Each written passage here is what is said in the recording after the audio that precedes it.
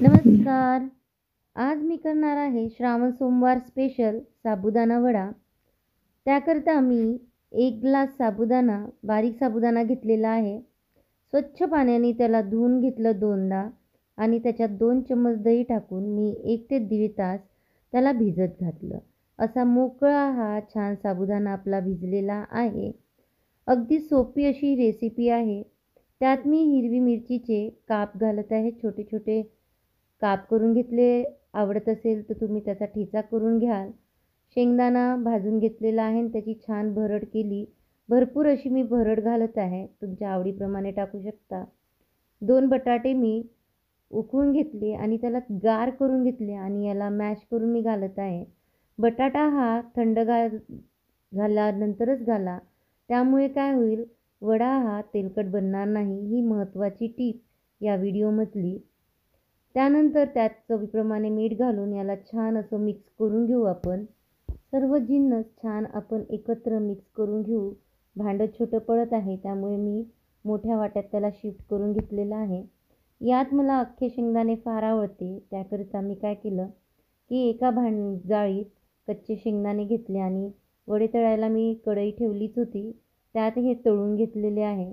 मी कढईत न सोडता ते झाऱ्यातच ठेवले म्हणजे छान व्यवस्थित तळता येते आणि लगेच बाहेर आपल्याला काढता येते.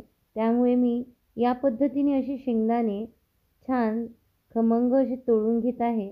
तळल्यानंतर हे शेंगदाणे याचे एकाचे 2 भाग करून आपण त्या पिठात टाकून मिक्स करून घेऊ. शेंगदाणे छान गोल्डन झालेले आहे. या पिठात टाकून मिक्स केलं तर मला फार आवडते. खाता खाता वडा दाताखाली शेंगदाणा आला की खूप टेस्टी वाटतं. ही एक वेगळी माझी पद्धत आहे. आवडत असेल तर करा, नाहीतर फक्त शेंगदाण्याची भरड टाकून सुद्धा तुम्ही हे वडे बनवू शकता. आता छोटे छोटे गोळे मी संबंध गोळे एकानं बनवून ठेवून देणार आहे. नंतर त्याला हात स्वच्छ धुतलं की पुन्हा हात भरत नाही.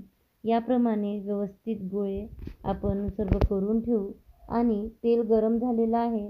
तेल असं व्यवस्थित गरम पाहिजे आपल्याला.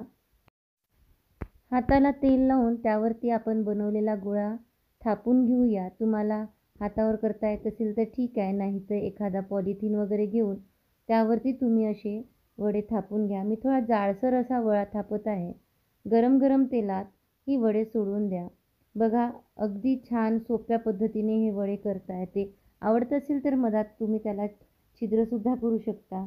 अशा पद्धतीने मी एक एक वडे करून 3 ते 4 वडे एका कढईत सोडून देत आहे आणि त्याला दोन्ही बाजूनी अलटी-पलटी करून खरपूस असे तळून घेत आहे.